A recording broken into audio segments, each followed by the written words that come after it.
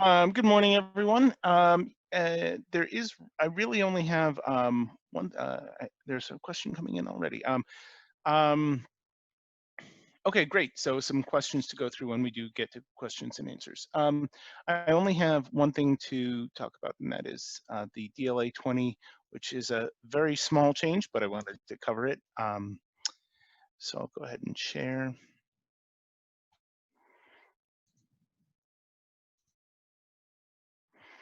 And you can see the Word document now. Yes. Okay.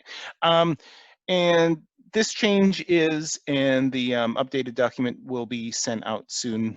It's a very minor change, but on the DLA 20 codes, we've changed the minimum and maximum scores from 1.0 and 7.0 to 1.00 and 7.00 respectively. And obviously, for anyone who understands numbers, functionally 1.00 and 1.0 and 1 are the same thing. But the reason we made this change is to recognize some of the guidance that the DLA score should have two places after the decimal point. And this is actually a functional change in that adding the 2 zeros to the to that code in the system is going to allow you to correctly enter the two decimal point the two places after the decimal when you submit that value. So that's it for stuff I had to cover. That is one small change we made. The other thing I did just want to reiterate, because it did come up again last week, is just to remind everyone, in an early version of all of this, we had there was a rule that you could only create a new admission within a treatment episode after all other admissions were closed. We made that change back in March, I believe, to allow multiple concurrent admissions, as long as one admission is the initial admission. Once one admission is the initial admission, subsequent transfer admissions, you can have as many open as you like, but they do all have to be closed before the closed date is populated on the treatment episode. So I will go to the chat and invite anyone to share questions if they have questions. Hey, can you hear me? Yep.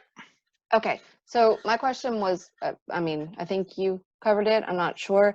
Okay. For admissions, I know that, you know, you have mental health and they have it originally said that you can transfer them when they go up and down on that treatment scale or whatever. Mm-hmm. But they can be in more than one treatment scale at a time, correct? Yes, absolutely. So there is no rule preventing you from having two outpatient admissions at the same time. So if I have somebody that's in outpatient IDD and somebody that's in like residential IDD, because they stay here, but they also go to outpatient stuff of ours during the day or whatever. Yep, that'd be fine. I would have one as the initial, but what do I make that other? Are they both initial? Because the other one wouldn't be a transfer, because you can't do a transfer unless you have a closing date. So where does that fit in? That's like, great. Yep. I think I follow your question. That's a great question. In your in the case of IDD, the short answer is just pick one and make it initial. The requirement to have one initial and then everything else after it be a transfer admission comes from a couple of things. One is certain information is required on initial admission, and that's just to make sure that that information is acquired at least once. So, you know, certain things have to be done on the initial admission, and then, and I can't think of any off the top of my head, but let's say it was, I don't know. That's fine. I understand that, okay, that the initial one, you just have to pick one, because that's kind of what we do now.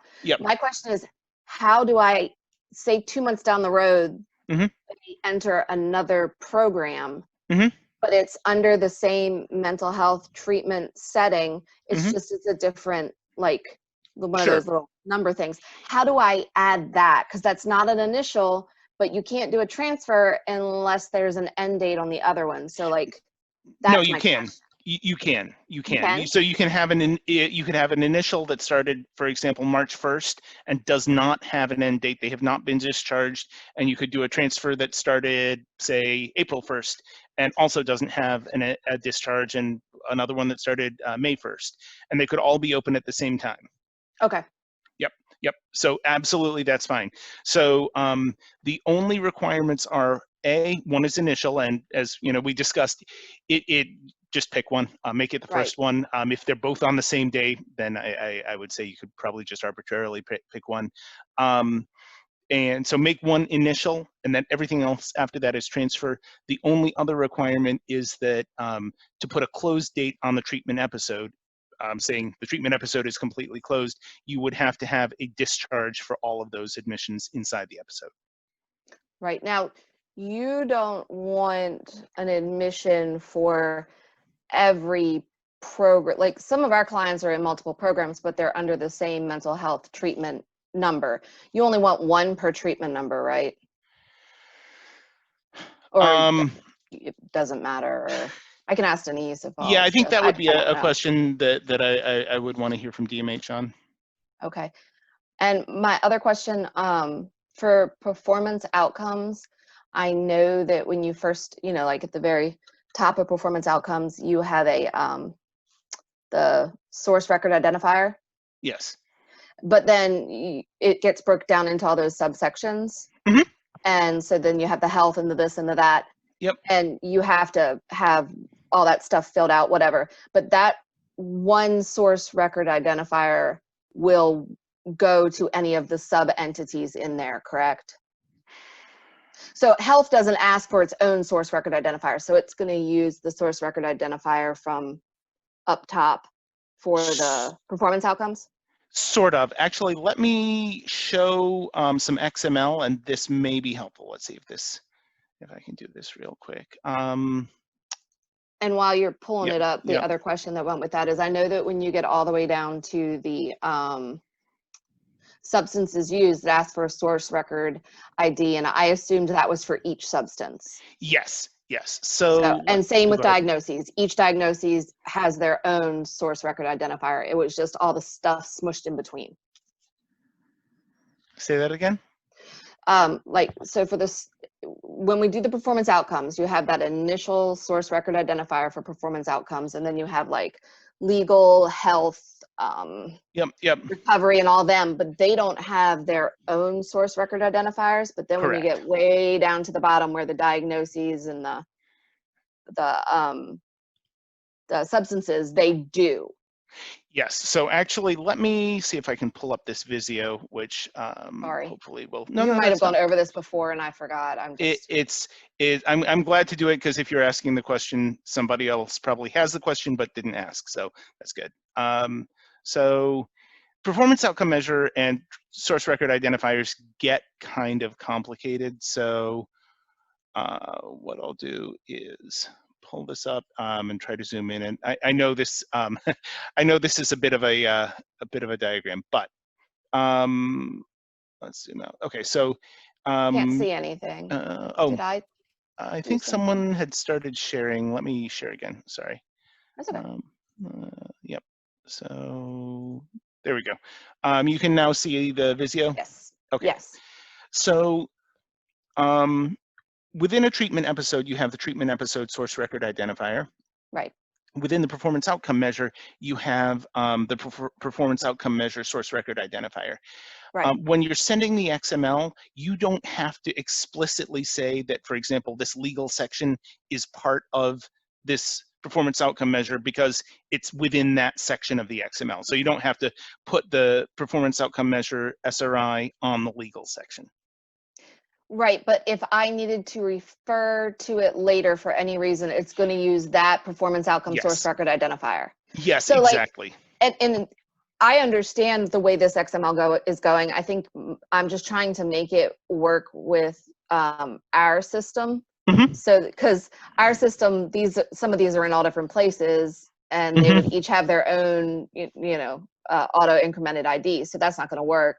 So I'm like, well, do I put all this stuff into a table with one so that I can always reference it? Or so that's where my mind was going with it. I just want to make sure that I wasn't reading it wrong. Yep. No, I think we are on the same page.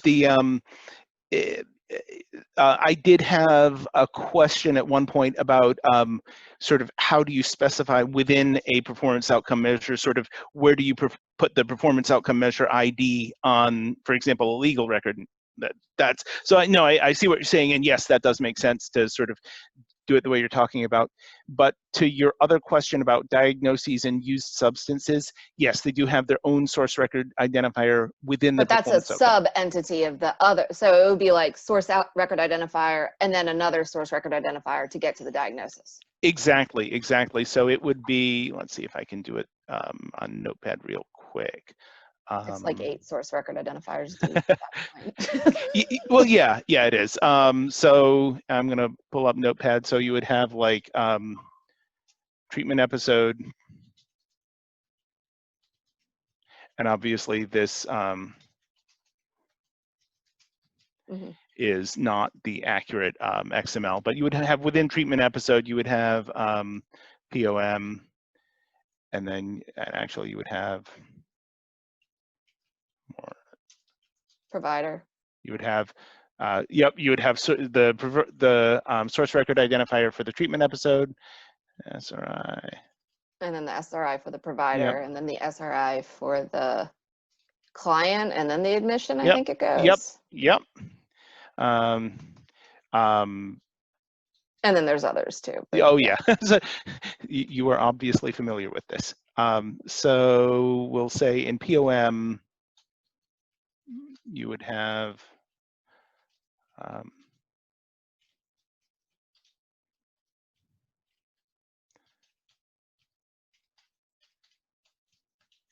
and some data, and then you would have diagnoses. And actually, it's probably worth doing this part more accurately, because what you have, and this is something that's come up a few times, so I'd like to go over it again. This sort of model exists also one step up at treatment episode. You have treatment episodes container, then treatment episode instance within that. And within treatment episode, you have a performance outcome measures section, and I'm abbreviating here, but you can see. And within that performance outcome measures section, you could have multiple performance outcome measures. So it would be more like this. And I know this is a really technical deep dive here, and it's probably deeper than some people need, but I do want to sort of call out this point that within, and this goes to back on the Visio, how within a treatment episode, you can have multiple performance outcome measures with an S, and then each performance outcome measure has all this stuff in it. And this is how that would look in the XML. So you have measures and then measure one and then measure two, and they would have different SRIs. Okay, so they would have different SRIs? Absolutely. So and that's how you keep track of the different performance outcome measures within a treatment episode. So if I pull up the so wait 1 second, just make sure. Yep. So health could have SRI 910 and legal could have SRI 911, or inside SRI 10 all of those things have to be answered, and then inside SRI number 11 all of those have to be answered. So let me see if I can pull up an actual example, because that would probably be, let me do that. If you sent me one, or I probably have one from before. Yep. Let's see. The end. I'm sorry, everybody else that's stuck listening to me ask these questions. Like I said, if someone is asking them, someone else is probably. I apologize. I think I may drop when I connect to this. If I do, then I will be right back. Okay. Let's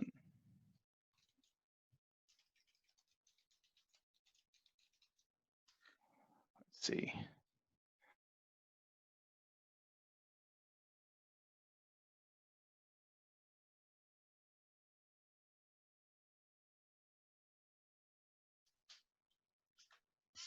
Let's see. It sounds like I didn't lose my connection, which is fantastic.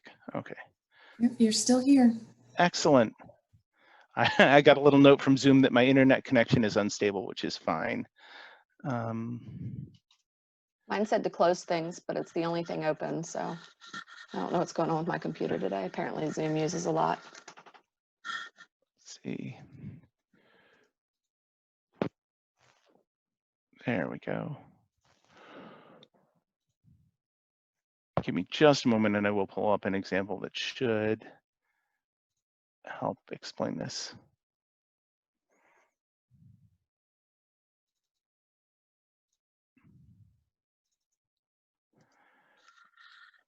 Create, yes, here we go. Okay, perfect. Cool.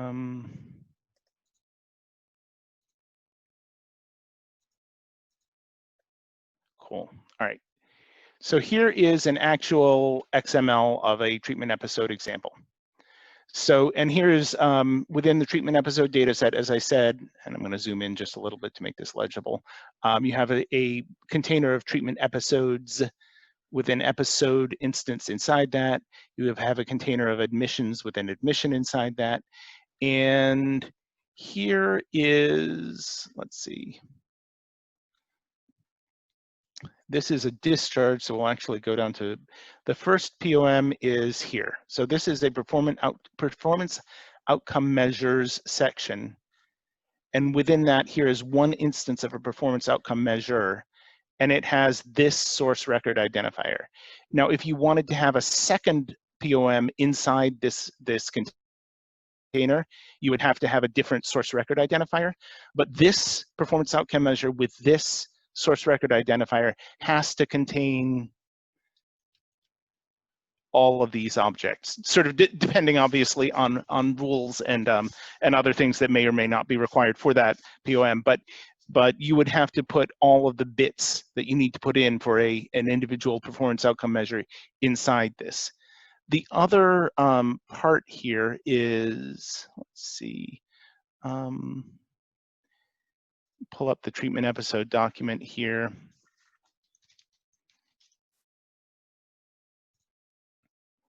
Give me 1 second.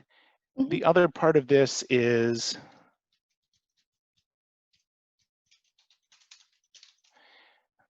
if I can spell performance outcome correctly, there we go. Slide this over onto the screen. Everyone can see what I'm sharing, right? Yeah, I mean, Okay, I can. good. Okay, good. All right.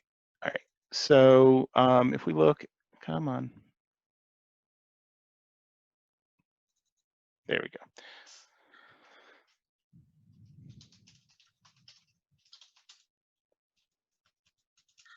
Get down to that section. Yep, performance outcome measure. The important piece here is here, this section.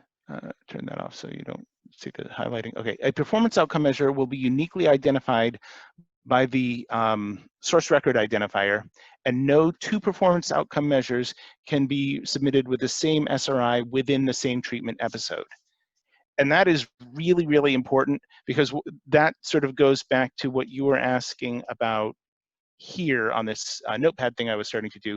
This is the first one, and it's source record identifier 910. This is the second one, it's 911. What you can do, and I'm going to show this on the big document, is here's our treatment episode XML. Mm-hmm. Here's, let's go down to our performance outcome measure right here. Okay.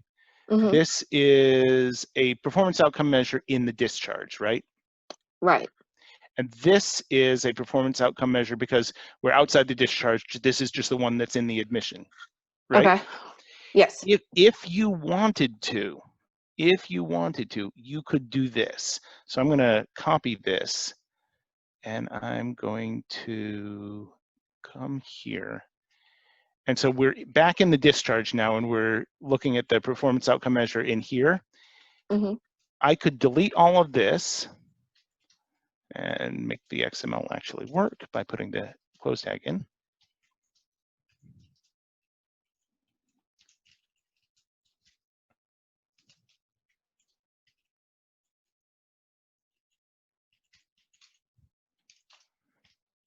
And so you would just reference the source record identifier that we're sending because it's the same. Exactly, exactly. If you wanted to reference the source record, the performance outcome measure you had in the admission, also in the discharge, you just send the source record identifier, and that would make that performance outcome measure be associated. What you would never, ever, ever want to do here is add put some more. stuff. Yeah, exactly. You do not want to add any more data than the source record identifier if that's what you're doing. If you're using just a reference, just make the reference and don't add in any other data there. But if you want to make a change to something, like you did something incorrectly, you're going to need that performance outcome measure source record identifier. Yes. And now if you Okay. wanted, Yeah. See, that's yep. That was where my question was, because Yep. if we pull from different tables and we don't save that number that we do for something, somehow with everything, we won't be able to make changes should we have to. Exactly. So let me turn on XML here. And yep, there we go. So if you then wanted to go back and make an update, what you could do is you would need to send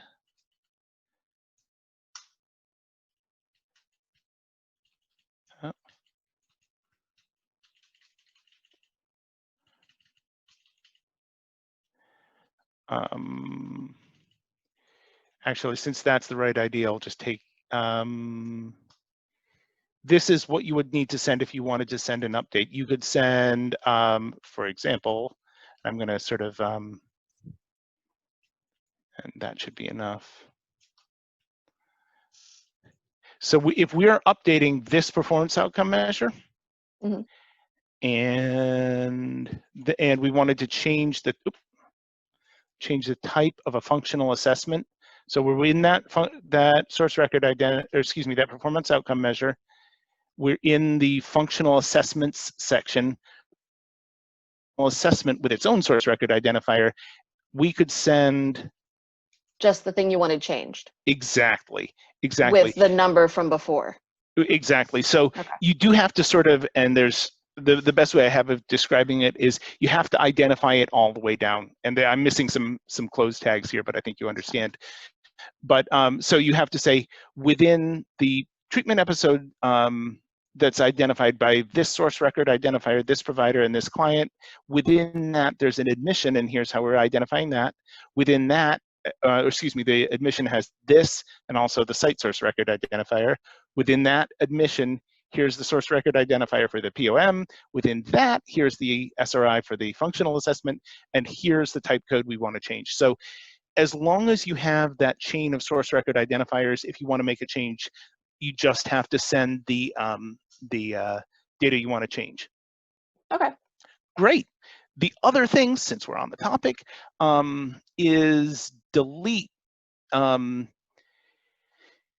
If you wanted to do a delete here, I believe, and I actually have this document up because I was looking at it, and it's probably worth mentioning.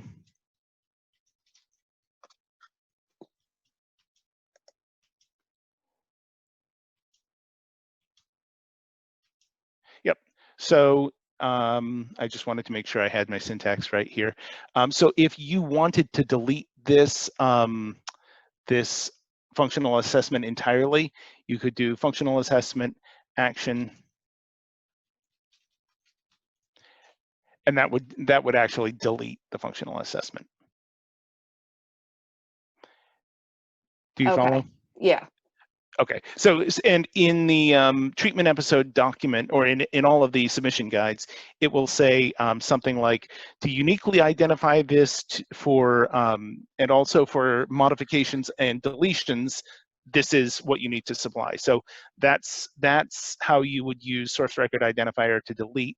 And obviously, if you were doing the delete, you wouldn't supply any data because you're deleting it. Yeah, I used to do HTML code back in the day, so Okay, cool. This is kind of easy for me to read. I may not be able to generate it, but I can read it. So anyway, thank you for answering all my questions. I think you have a ton more now. Sorry. You're welcome. Okay. All right. Let me stop this share and see what's coming on the chat. All right. Wow. Yes, I do. Okay. I'm going to try to get through these. Let's see. A question about discharges. You're getting an error that says close date less than or equal to the discharge date. Close date must be less, but according to guidance, there cannot be a close date for the treatment episode until all admissions have been discharged. Let me read that again. We are getting an error that says close date must be less than or equal to the discharge date. Let's see if we can find that error and see what's causing it.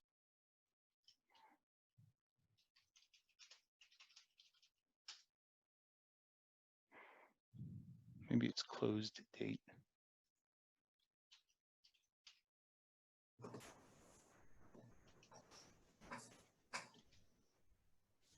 There we go. So there may have been a bug in the release that came out today. There was a defect that error message displays when treatment episode close date is less than discharge date. So I actually think that's fixed. Okay. Thanks, Shelby. So I would say, Connie, that could be related to that bug. Try again. If you're still having issues, then email DMH and we'll get that taken care of. So from Seth, the question is, what am I supposed to do when unknown or not collected is not mentioned as an allowable value for a data point, but the data point is in fact unknown or not collected by our system? So, okay, Denise asks, what's an example, which is actually what I was about to ask. Yeah, can you hear me? Yep.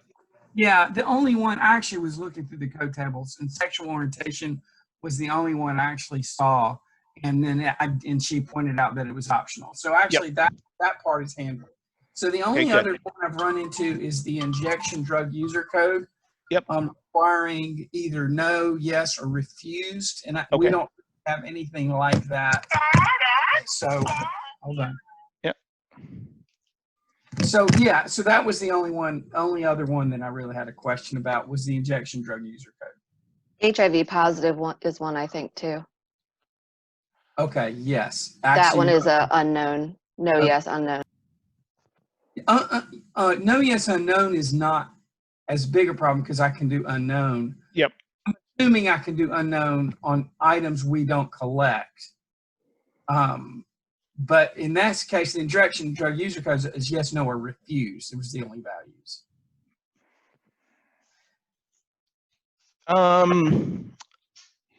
Let's see. That is. Let me just sort of make sure of where we are in this. This is at the root of treatment episode, and it is a required field. My only advice on this would be that you would need to ask the question. In terms of the way the system was designed and built,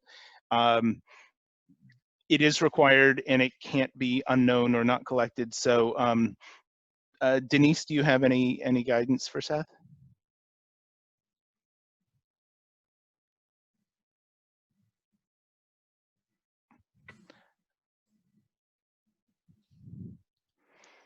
I'm not sure if we still have Denise. But that is something that I would defer to DMH on. She's looking at the SAMHSA manual. Is this like the codependent code where you may not collect it, but we have to have either a no or a yes on it? Actually, that's possibly another one. Yeah, that's a good point. This is Denise. Misty did a little research on the codependent code, talked to the project officer. I'm not sure if Misty makes these calls since it's data warehouse.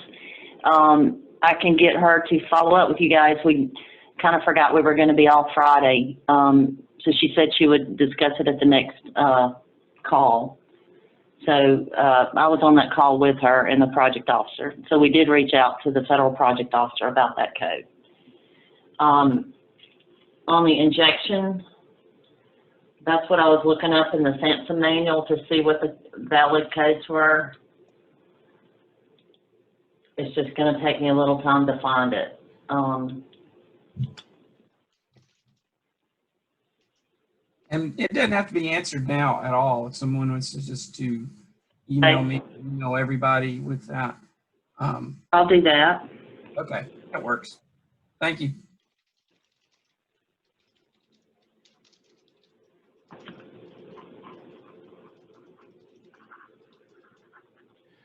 All right, let's go back, see if there are other things. We have more stuff in the chat. All right.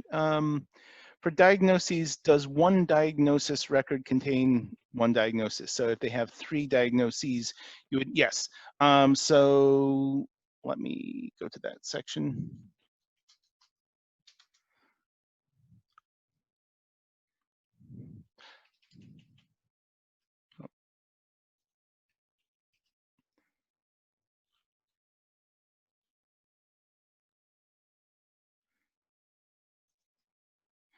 All right, so in diagnosis, or in the diagnosis section, you have a rank number. So if you have 3 diagnoses, you would have, for example, diagnosis rank 1, diagnosis rank 2, diagnosis rank 3. So within the diagnoses section, you would have 3 diagnosis records.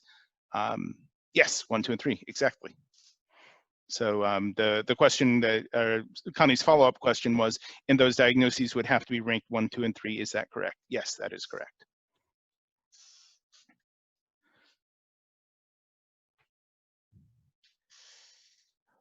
What do you do if they're both ranked the same in your system? That is a great question. I don't think you can have 2 with the same rank. And I think that is a rule that comes from SAMHSA. Yeah, you cannot have more than 1 diagnosis with the same rank. I would defer to DMH on that one.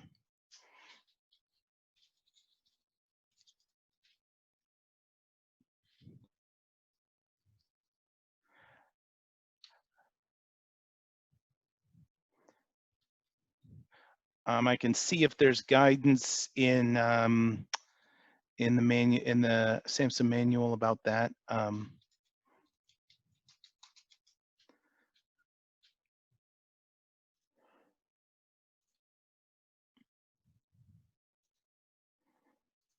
see.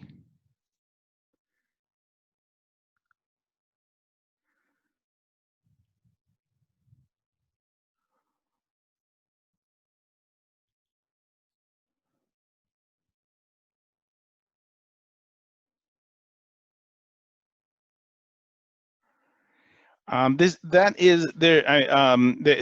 a lot about diagnosis in the manual. Unless someone from DMH or someone who has a deeper knowledge of this off the top of their head wants to jump in, I'll have to say I'll need to get back to you about what to do if you have the 2 diagnoses coded as the same in your system. I don't know if it helps, but if we have that situation, we get back to the person that made the diagnosis and tell them to pick one as primary. And if they don't answer, we just pick one if it comes down to it. Like, usually if they're both primary, they're both going to be seen for them. So, if it helps. Yeah, we do. Denise does reference page 64, which indicates that yes, we do have to send, for example, 1 mental health diagnosis as 1 as 2, and I mean, yeah, I think at some point you kind of have to just pick one. But I can see if I can find any more information on that. Unless Denise, you have anything else you'd like to add?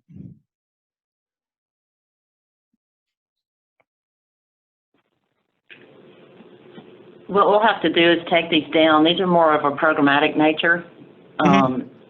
And that's not going to be our expertise.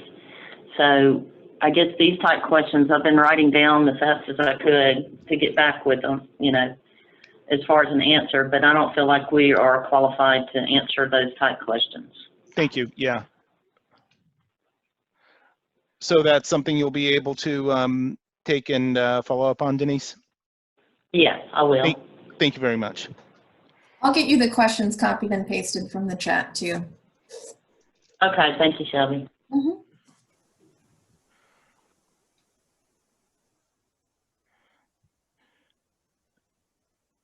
And I think that would go for both, Connie, your question about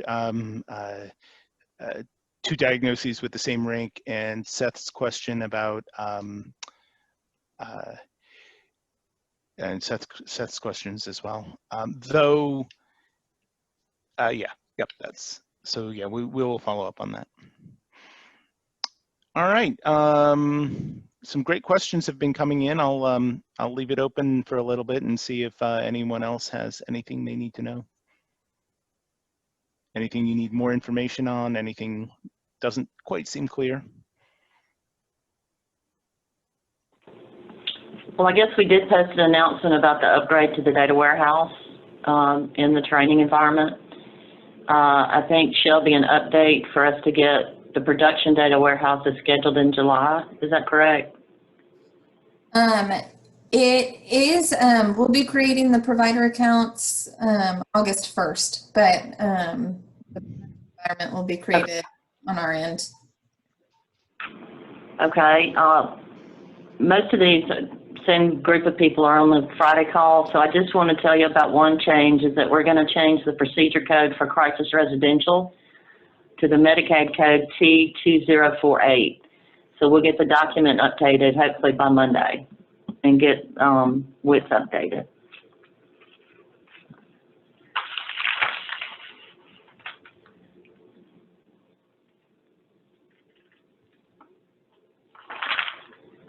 I think that's all I had.